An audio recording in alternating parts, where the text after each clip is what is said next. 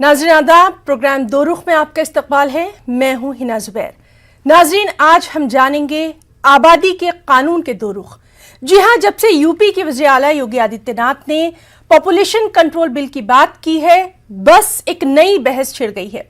हालांकि इससे पहले 2019 में 15 अगस्त को अपने खिताब में वज़ीर आज़म नरेंद्र मोदी ने बढ़ती आबादी पर अपनी गहरी तशवीश का इजहार किया था। बीजेपी के अश्वनी उपाध्याय जी हों, राकेश सिन्हा हों या फिर अनिल अग्रवाल लगातार इस मामले को उठाते ही रहे हैं। उधर MIM सदर असदुद्दीन ओवैसी ने वाज़े तौर पर कह दिया है कि वो सख्ती से बल्कि लिख कर इसकी मुखालिफत करेंगे। उनका कई तरह का अपना एक जवाब रहा है, कई बातें उन्होंने कही हैं। नाज़रीन, एक जानिब जहां बच्चों के एडमिशन के लिए लंबी लाइनें हैं, अस्पतालों में लंबी कतारें हैं, रेलवे और बसों में पहले से ही रिजर्वेशन के लिए लाइन लगानी पड़ती है, पानी बिजली जैसी बुनियादी सहूलियात के लिए मारामारी हो रही है। दूसरी जानिब यह भी कहा जा रहा है कि कानून लागू करने से बेहतर था कि तालीम पर तवज्जो दी जाती, शऊर बेदारी जैसी मुहिम चलाई जाती और खासकर कोरोना के हालात के बाद रोजी रोजगार जैसे अहम मुद्दों को उठाया जाता। आज इसी मौजू पर हम जानेंगे अपने मेहमानों के दो रुख। चलिए उनसे आपका तारुफ करवा देते हैं। हमारे साथ मौजूद हैं बीजेपी के स्पोक्सपर्सन प्रशांत वशिष्ठ जी। प्रशांत जी, बहुत इस्तकबाल करना चाहेंगे प्रोग्राम दो रुख में। और नाज़रीन, हमारे साथ मौजूद हैं समाजवादी पार्टी से डॉक्टर अजीज खान। दोनों मेहमानों का हम बहुत इस्तकबाल करना चाहेंगे अपने इस खास प्रोग्राम में। शुरुआत हम करना चाहेंगे प्रशांत जी आपसे ही। ये बात की जा रही है कि पॉपुलेशन कंट्रोल की बात नहीं करना है, बल्कि आबादी को मजबूती देने की बात की जानी चाहिए, और फिर इलेक्शन से पहले ही इस तरह की बात क्यों उठी? बहुत बहुत धन्यवाद आपका हिना जी। देखिए, ये बहुत ही गंभीर मसला है। कोई मतलब ऐसे ये कोई सियासी मसला नहीं है, गंभीर मसला है। इसकी गंभीरता को हम लोगों को समझने की आवश्यकता है। जनसंख्या नियंत्रण पर हम सभी को स्वतः संज्ञान लेने की आवश्यकता है, मुझे लगता है। इसमें कोई क्या कह रहा है, पार्टी क्या कह रही है, सियासत क्या कह रही है, वो अलग विषय है। हम लोग पिछले 3 दशकों से लगभग 20% के हिसाब से लगातार हमारी जनसंख्या हमारे देश की बढ़ रही है। आज हमारा देश, अगर हम चीन को छोड़ दें तो चीन के बाद नंबर 1 आबादी है उत्तर पूरे विश्व में, भारतवर्ष की। आपको पता ही होगा, है ना? तो इसको हमें समझने की पहले जरूरत मुझे लगती है कि पूरी दुनिया की जो कुल आबादी है उसका 17% भारतवर्ष में रह रहा है। अब जब 17% लोग हमारे पास हैं तो 17% प्राकृतिक संसाधन भी हमारे पास होने चाहिए, 17% भूमि भी हमारे पास होनी चाहिए और 17% पानी भी हमारे पास होना चाहिए। लेकिन ऐसा है नहीं। हमारे पास केवल 4% पानी है 17% की एवज में, और 2.5% भूमि है। अब जब 2.5% भूमि है तो 2.5% ही प्राकृतिक संसाधन हमें मिले, तो प्राकृतिक संसाधनों पर एक बहुत बड़ा दबाव निरंतर बढ़ रहा है। बिल्कुल। तो ये बहुत गंभीर विषय है। इसको समझने की आवश्यकता हम लोगों को इसलिए भी है कि जैसे जैसे आबादी बढ़ रही है, हमें आवास बनाने पड़ेंगे। अब आवास बनेंगे तो हमें पेड़ काटने पड़ेंगे, पेड़ कटेंगे तो वायु प्रदूषण बढ़ेगा, और उस आबादी का लालन पालन करने के लिए औद्योगिकरण ज्यादा करना पड़ेगा, क्योंकि प्राकृतिक संसाधन उतने हैं नहीं। जब वो औद्योगिकरण होगा तो उसमें जो अपशिष्ट पदार्थ निकलेगा वो जल में मिलेगा, तो जल का प्रदूषण होगा। तो कुल मिलाकर जल, वायु, मृदा तीनों में बहुत तेजी के साथ प्रदूषण जो बढ़ रहा है, उसका मुख्य कारण आबादी है। तो हम एक तरीके से आप समझिए कि हम एक बर्बादी के मुहाने पर बैठे हैं। इसको राजनीति से जोड़कर देखा ही नहीं। जी बिल्कुल बिल्कुल। हमने भी इसी बात से शुरुआत की कि इस बात से कोई इनकार नहीं है कि बढ़ती आबादी जो है वो यकीनन तशवीश की बात है। इसकी जानिब अभी से हमें तवज्जो देनी होगी। लेकिन यहाँ पर जो बात हो रही है वो टाइमिंग को लेकर हो रही है, और ऐसा नहीं है कि सिर्फ यूपी में ये बात शुरू हुई तो इतना हंगामा हो गया है। इससे पहले भी आप भी जानते हैं कि कई स्टेट, चाहे आसाम की बात कर लें, उड़ीसा की कर लें, बिहार, आंध्र प्रदेश, तेलंगाना, महाराष्ट्र, राजस्थान, कई स्टेट्स हैं जहां इस तरह से 2 चाइल्ड पॉलिसी पहले से ही नाफिज है, भले ही वो लोकल चुनाव के लिए हो। लेकिन अब जब बात हो रही है तो उस पर एक हंगामा है, क्यों बरपा? देखिए, हंगामा बरपाना जो है वो विपक्ष का काम है। काम कुछ भी हो रहा हो देश में, हर चीज को विपक्ष जो है हंगामे से जोड़ देता है। जनसंख्या नियंत्रण कानून को चुनाव से जोड़ दिया। तो भारतवर्ष बहुत बड़ा देश है, यहाँ इतने सारे राज्य हैं, यहाँ लोकसभा का चुनाव होता है, विधानसभा होता है, स्थानीय निकाय होता है, कितने प्रकार के चुनाव होते हैं। हर 6 महीने 4 महीने बाद किसी न किसी स्टेट में चुनाव होता है। तो हम तो कुछ भी करेंगे तो वो किसी न किसी स्टेट का चुनाव चलिए ठीक है, हमारे साथ डॉक्टर अजीज खान मौजूद हैं, जाने पहचाने हमारे मेहमान हैं और समाजवादी पार्टी से भी रहे हैं। यूपी से इस तरह की आवाजें भी कई बार बुलंद होती रही हैं कि जो आबादी की बात है उससे इनकार नहीं है, लेकिन टाइमिंग पर लगातार सवाल उठाए जा रहे हैं। अजीज खान जी, आपसे भी इस बारे में जानना चाहेंगे, क्या अपोजिशन का काम सिर्फ और सिर्फ हंगामा बर्पा करना है या वाकई इस बात में कहीं कुछ मुद्दा भी दिखाई देता है? देखिए हिना जी, अभी विद्वान प्रवक्ता प्रशांत वशिष्ठ की जो मुद्दों को रख रहे थे, शायद उनको मामले की गंभीरता नहीं पता है। अभी जैसे एक सवाल आपने उठाया टाइमिंग का, इसमें कोई दो राय नहीं, टाइमिंग गलत है और अभी 6 महीने चुनाव के बचे हैं और इस तरीके की बात को ये लेकर आना चाहते हैं। इसमें कोई दो राय नहीं। ये भी है कि उत्तर प्रदेश का इशू नहीं है, ये पूरे देश का इशू है, ये राष्ट्रीय आपदा है, ये मानना पड़ेगा। लेकिन उस राष्ट्रीय आपदा को आप किस नजरिए से देख रहे हैं? साहब प्राइवेट बिल लाना, उस पर चर्चा करना, साहब देखिए हड़बड़ाहट में जब कोई डिसीजन लिया जाता है तो वो डिसीजन गलत हो जाता है। जिस तरीके से हड़बड़ाहट में इस बिल को लाने का प्रयास किया जा रहा है, भाई अगर आपको इसे लाना है या लाना था, 7 साल से आप केंद्र में हैं, 4.5 साल से उत्तर प्रदेश में हैं, आपको साहब ये भी सूझा नहीं कि साहब जनसंख्या बढ़ रही है, उसको नियंत्रित कैसे किया जाए? आपको एक मसौदा तैयार करना चाहिए, उसमें एक प्लान करना चाहिए, प्लान करके उसको आप जो सर्वदलीय बैठक करके लोगों में रखना चाहिए। संसद में बहस होता, विधानसभा में बहस होता, कंक्लूजन ड्रा होता। अब इन्होंने क्या किया साहब, एक मसौदा तैयार करके वेबसाइट पे डाल दिया। अब वेबसाइट कितने लोग गांव के लोग जानते हैं, वो वेबसाइट पे पढ़ करके कौन राय देगा? देखिए वेबसाइट से मसले नहीं तय होते हैं, वेबसाइट से सिर्फ एक हवा खड़ा किया जा सकता है। दूसरी बात मैं जानना चाहूं, इन्होंने कहा साहब हंगामा कर रहे हैं, हंगामा कौन कर रहा है? आप नीतीश जी से इन्होंने बात किया कि हंगामा वो कर रहे हैं कि नहीं कर रहे हैं? आखिर नीतीश जी इसका विरोध क्यों कर रहे हैं, कभी इन्होंने जानने की कोशिश की? दूसरी बात, बीएचपी के कार्यकारी अध्यक्ष आलोक कुमार जी ने इस पर विरोध क्यों किया, कभी बीजेपी के लोगों ने जानने की कोशिश की या नहीं जानने की कोशिश की? सिर्फ विपक्ष पे आरोप लगाना ये बड़ा काम है। क्यों? वजह यह है कि आज जिस तरीके से 2 चाइल्ड पॉलिसी और 1 चाइल्ड, अभी इन्होंने चाइना का जिक्र किया, चाइना में 1 चाइल्ड पॉलिसी आया और 1 चाइल्ड पॉलिसी पूरी तरह से फेल हो गया। उन्होंने 2 चाइल्ड पॉलिसी लागू किया और वो भी फेल हो गया। क्यों फेल हो गया? क्योंकि वहां एंगेस्टर की कमी हो गई, वहां रेशियो लड़कियों का और लड़कों का रेशियो पूरी तरह से बिगड़ गया। क्यों बिगड़ गया? क्योंकि हर शख्स चाहता था मुझे लड़का पैदा हो यानी बच्चा हो, और उसमें कहीं ना कहीं बिल्कुल यही बात जो है एमआईएम सदर असदुद्दीन ओवैसी ने भी कही है कि बूढ़ों का मुल्क ना बन जाए हमारा मुल्क। देखिए मैं बता रहा था, एक तरफ तो माननीय मोदी जी सीना ठोक ठोक के विदेशों में जाते हैं, कह रहे हैं साहब ह्यूमन रिसोर्स हमारा एसेट है और हम यंग नेशन है, 67% आबादी हमारी 35 साल से कम के लोग हैं, और एक दूसरी तरफ आप कह रहे हैं कि वही आबादी वही जनसंख्या मेरे लिए अभिशाप है। ये बहुत दुखद है, क्योंकि 2 पहलू से आप सोच रहे हैं। एक तरफ ये बात कह रहे हैं, दूसरी बात अभी मैं जरा कानूनी पहलू पे जाना चाहूंगा कि यही केंद्र सरकार है, इन्होंने सनी उपाध्याय के केस में आप देखिए पिछले साल सुप्रीम कोर्ट में इन्होंने बाकायदे एफिडेविट दिया था कि हमें जनसंख्या नियंत्रण करना है, लेकिन उसका यह बेहतर तरीका नहीं है कि इसका कोई कानून पारित किया जाए, बल्कि बेहतर रास्ता यह होगा कि लोगों को शिक्षित किया जाए। मैं एक आंकड़ा देना चाहूंगा हिना जी, बड़ा इंपॉर्टेंट आंकड़ा है कि कहीं ना कहीं इनका जो मंशा है और ये कहना चाह रहे हैं, हालांकि ये कह नहीं पा रहे कि मुस्लिम कम्युनिटी में बच्चे ज्यादा पैदा होते हैं और गैर मुस्लिम में कम पैदा होते हैं। कहीं ना कहीं विचारधारा है, उस विचारधारा का आज कॉन्सेप्ट में प्रशांत वशिष्ठ जी का क्लियर कर देना चाहता हूं कि एक आंकड़ा देना चाहूंगा कि केरला, जहां पर आप देखें कि लिटरेसी रेट जो है, यानी इलिटरेट जो महिलाएं हैं वो 0.7% है जी, इलिटरेट महिलाएं, वहां पर टीएफआर जो है 1.7 है।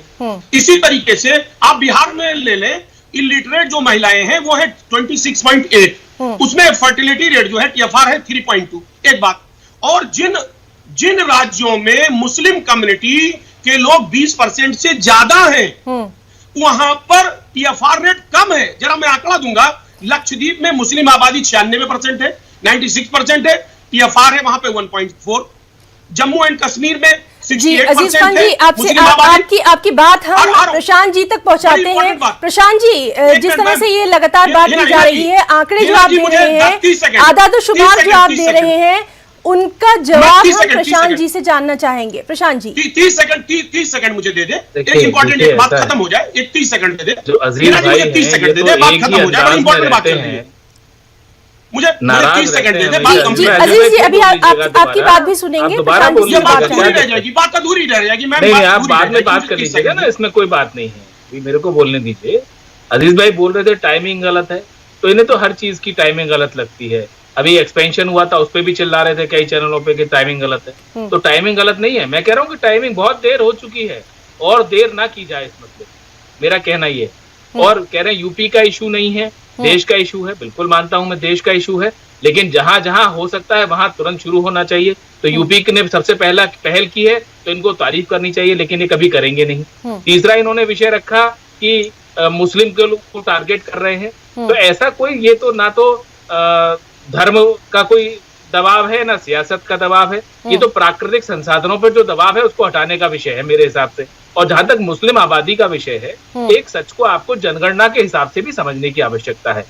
हिना जी, मैं आपके माध्यम से इन्हें समझाना चाहता हूं कि 1951 में जब जनगणना हुई तो हिंदुओं की आबादी 84.1% थी, ठीक है, और मुस्लिम आबादी 9.8% थी।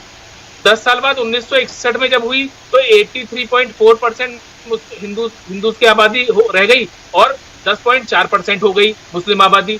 71 में 82.7% से हो गई और मुस्लिम आबादी। अजीज खान जी फौरी तौर पर इसका जवाब चाहेंगे, इसीलिए हम यहाँ पर ये चाहते हैं कि फौरी तौर पर आप इसका जवाब दें। पूरा बोलने दीजिए, 1 मिनट बोलने दीजिए मुझे।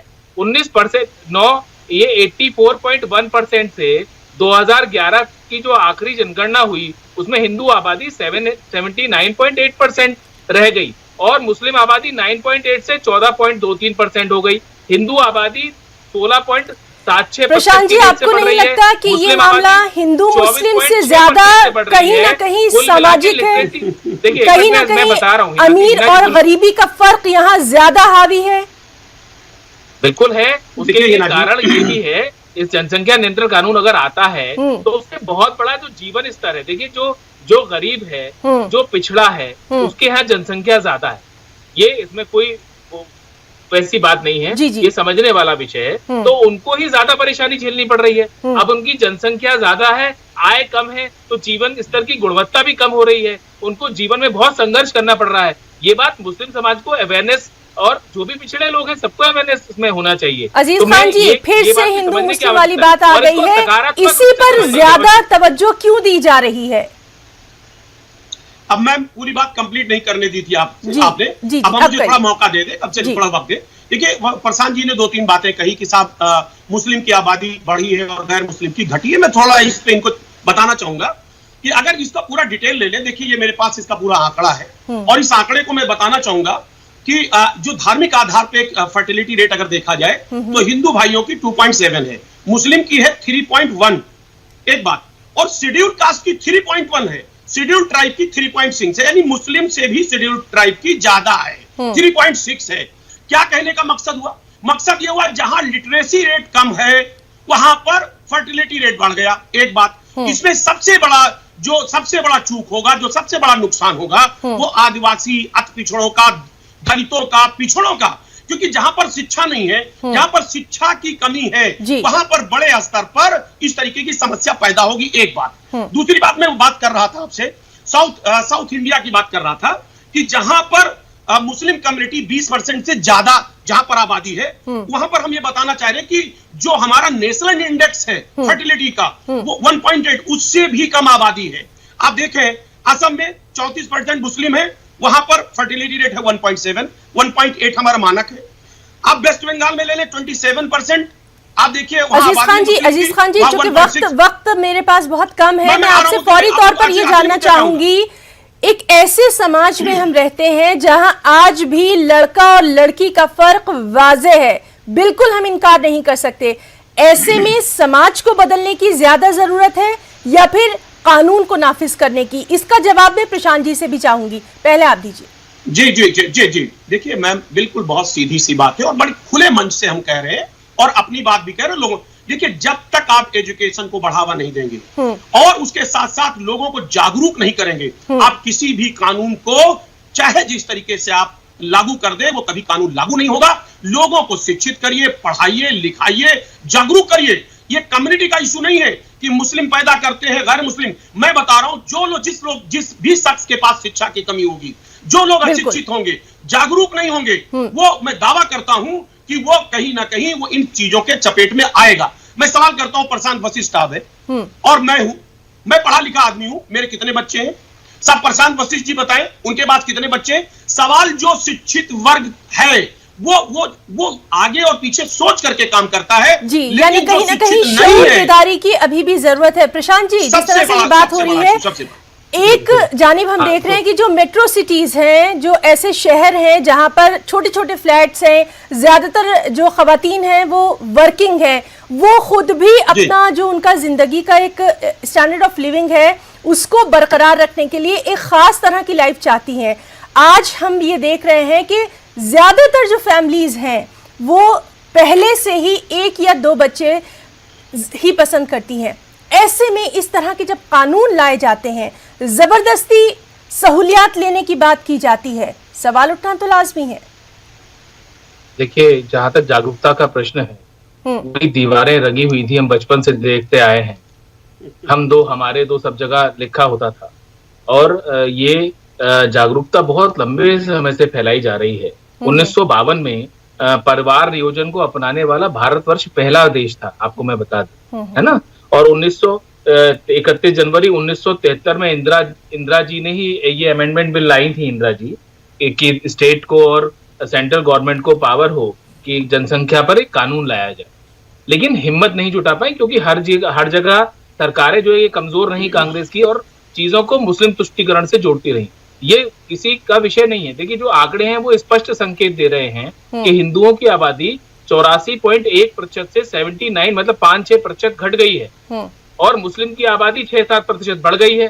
तो कुल मिला के पिछड़ापन, अब ये इनको अजीज भाई को चाहिए कि जागरूकता वहां फैलाई जाए और सब लोगों को, हम लोग सब मिलकर इसको नकारात्मक तरीके से लेने की आवश्यकता नहीं है। जी, यहाँ पर एक छोटी सी बात भी आपको याद दिलाना चाहूंगी। आपकी ही पार्टी के कई जाने पहचाने नाम हैं जो कि कहते हैं 8 बच्चे पैदा करो, 9 बच्चे पैदा करो, 10 बच्चे पैदा करो। इस पर क्या कहेंगे? मैं उनसे इत्तेफाक नहीं रखता, मैं उनसे इत्तेफाक नहीं रखता। मैं आपको बयान अपना पार्टी की तरफ से अपना बयान दे रहा हूँ जी कि भाई इस पर काम होना चाहिए और अगर जागरूकता से काम नहीं हो रहा है तो कानून भी बनना चाहिए। भाई कुल मिला के हम मतलब 17% आबादी को 2.5% भूमि झेल रही है। कितना मतलब असंभव सा कार्य हम लोग पहले ही कर रहे हैं। हम कैसे इसको इस चश्मे से देखना, सियासत के चश्मे से देखना ही गलत है मेरी। ठीक है अजीज खान साहब, सियासत के चश्मे से देखना ही गलत है, क्या कहेंगे? देखिए हिना जी, मैं पहले थोड़ा आंकड़ा दे दूं फिर उसके बाद उस मुद्दे पे आता हूं। अभी मेरे विद्वान साथी को ये नहीं जानकारी है कि 2000 में प्रजनन रेट जो था वो 3.2 था इस मुल्क का जी। एजुकेशन बढ़ा, जागरूकता बढ़ी और 2016 का जो आंकड़ा है वो 2.4 हो गया, घट गया। जब जागरूक लोग हो गए घट गया, फर्टिलिटी रेट घटा। एक बात। दूसरी बात, इन्होंने हिंदू और मुसलमान की बात कही। हिंदू भाइयों का 2001 में फर्टिलिटी रेट था 19.92 और 2011 में घटकर हुआ 16.76, यानी घटा। मुस्लिम कम्युनिटी में 2001 में जो जनसंख्या वृद्धि दर थी वो 29.5 थी और 2011 में ये 24.6 हो गया। यानी अगर कंपैरेटिवली देखा जाए हिंदू भाइयों से मुसलमान भाइयों का जनसंख्या दर की घटने का रेशियो तो ज्यादा घटा। एक बात, पहली बात तो ये मैं आपको बता दूं। दूसरी बात, अभी आपने कहा कि साहब पॉलिटिकली देखा जाए, इसको पॉलिटिकली ले कौन रहा है? भाई अननेसेसरी इसको इतना हाइप देने की जरूरत क्या है? आप लोगों को जागरूक करिए, पढ़ाइए, लिखाइए लोगों को। मेरी बात मुझे मत, आप देखिए आज चुनाव जब 6 महीने कभी किया कीजिए। देखिए सर, हम चिल्ला की बात नहीं करेंगे। प्रशांत जी आप भी बात करिए, प्रशांत जी आप भी बात करिए। जब एक आदमी बात, आप नोट कर लीजिए फिर बात करिए, हम बीच में नहीं बोलते। आप जानते हो मैं लंबे साइंस वक्त से काम कर रहे हैं। अजीज जी अपनी बात कहिए। हाँ, मैं ये कह रहा था, आप इस बात को समझिए। देखिए सवाल दो है, हम इसके विरोध में नहीं है जनसंख्या नियंत्रण के कानून लाने के। इस 7 साल पे आपने मसौदा क्यों नहीं तैयार किया? आपने 4.5 साल उत्तर प्रदेश में हो गया, आपने मसौदा क्यों तैयार नहीं किया? आप इस पे बहस करते, सर्वदलीय बैठक बुलाते, चर्चा होता। कोई अगर आप जल्दबाजी में डिसीजन लेंगे, देखिए राजस्थान का वाकया सुनिए, वसुंधरा राजे सिंधिया ने इसको 2016 में लागू किया मैम हिना जी, और 2018 में इसी कानून को वापस ले लिया।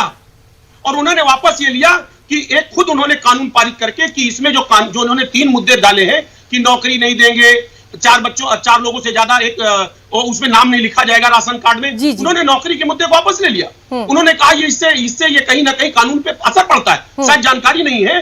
ये 2018 में कानून वापस लिया उन्होंने। क्यों वापस लिया? हड़बड़ी में कोई भी फैसले अगर आप लेते हैं तो उसमें तमाम दिक्कतें आएंगी। अब आराम से इसको बाकायदे इसका मसौदा तैयार करते, प्लानिंग करते, लोगों से मशवरा करते, जो बेहतर ड्राफ्टिंग होती है वो बेहतर ड्राफ्ट आप करते। वो आपने किया नहीं। माइलेज लेने के लिए, पॉलिटिकल माइलेज लेने के लिए कहीं ना कहीं आपने जल्दबाजी में यह कदम उठाने का प्रयास किया, जो कि दुखद है।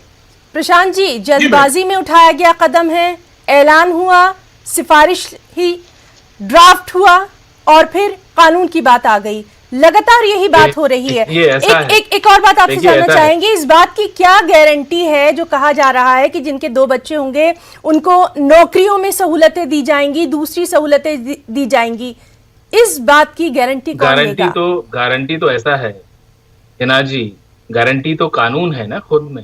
अपने आप में कोई सरकार कोई कानून बनाती है तो सरकार ही खुद गारंटी होती है। दूसरा विषय रहा कि भाई वो इतने दिन से क्यों नहीं किया, तो भाई देखिए मोदी जी बड़े मसरूफ थे। आपको पता है ये धारा 370 भी हटाना था, पाकिस्तान को मुंह तोड़ जवाब भी देना था, सड़कें बनवानी थी, तमाम काम किए भाई। आपको पता है, आप देखिए सड़कों का कितना खूबसूरत जाल आज बना हुआ है पूरे देश में। आप जाते कहीं से भी कहीं निकल जाइए। तब ये समाजवादी पार्टी की उत्तर प्रदेश में सरकार थी, गड्ढे ही गड्ढे होते थे। दिल करता था कि अगर गाड़ी नई आपने ली हो तो गाड़ी को कंधे पर डालकर पैदल चले, गड्ढे ही गड्ढे होते थे। सड़क बनती बाद में थी, टूट पहले जाती थी, क्योंकि 90% पैसा खा लेते थे। तो अभी ये सब बातें ये सब जानते, लेकिन मानेंगे थोड़ी ना। ये इस प्रकार की बातें करते रहेंगे तो इनका तो काम है भाई, देखो विपक्ष का काम है कमी निकालना। लेकिन भाई देखिए सरकारों की, हमारी सरकारों की बड़ी मसरूफियत है। 18 घंटे काम कर रहे हैं लोग और देश को मतलब विश्वगुरु बनाने की ओर है हम लोग। जी बिल्कुल। जी अजीज जी, हमें ग्लोबल मैप पर आगे आना है, दुनिया के नक्शे पर आगे आना है। देखिए हिना जी, ऐसा है, ये गरीबी हटा रहे हैं साहब। 2014 में जब ये सरकार आई थी, वर्ल्ड हंगर इंडेक्स में इंडिया 52 पोजीशन पे थी, आज 104 पे आ गई है। ये गरीबी हटी है कि गरीबी बढ़ी है? पहले तो ये सवाल का जवाब दे दें। दूसरी बात, इन्होंने कहा साहब गड्ढा मुक्त बनाना। चलिए, आप दोनों से बातचीत जो है हमारा डिस्कशन आगे भी इसी तरह से जारी रहेगा। वक्त अब मुझे बिल्कुल इजाजत नहीं देता। दोनों खास मेहमानों का बहुत बहुत शुक्रिया अदा करना चाहेंगे। प्रशांत वशिष्ठ जी, आपका भी बहुत शुक्रिया। डॉक्टर अजीज खान साहब, आपका भी बहुत शुक्रिया प्रोग्राम दो रुख में अपनी तमाम बातें रखने के लिए। तो नाजरीन, आज के प्रोग्राम दो रुख में फिलहाल इतना ही। हमारी पूरी टीम को इजाजत दीजिए। आदाब।